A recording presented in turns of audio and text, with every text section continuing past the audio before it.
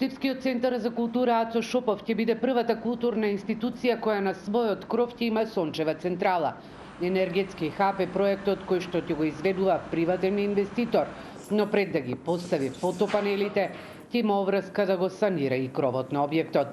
Директорот Горан Трајков во неколку наврати има потенцирано дека токму кровната конструкција со децении е еден од најголемите проблеми, бидејќи на секој дош протекува.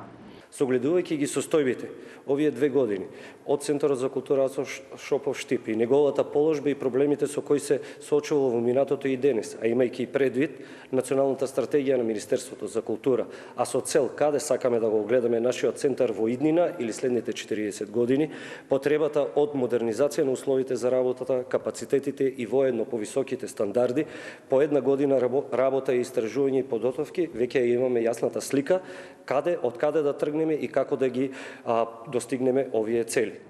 Првата соларна централа ќе биде со инсталирана моќност од 220 до 290 киловат на час, но со можност за понатамошно надоградување. Со поставување на истата, центарот ќе добие соларна централа и за сопствени потреби, а бенефитите се и со санирањето на кровната конструкција и приходите од закуп. Важните придобивки од овој прв енергетски хаб во Штип е значајно што ќе има вложување од приближно 200.000 евра од страна на приватен инвеститор.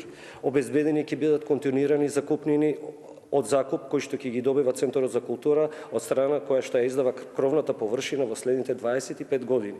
Со тоа што ќе се пренаменуваат овие средства во подобрување на условите од Центарот за култура и севкупното негово работење.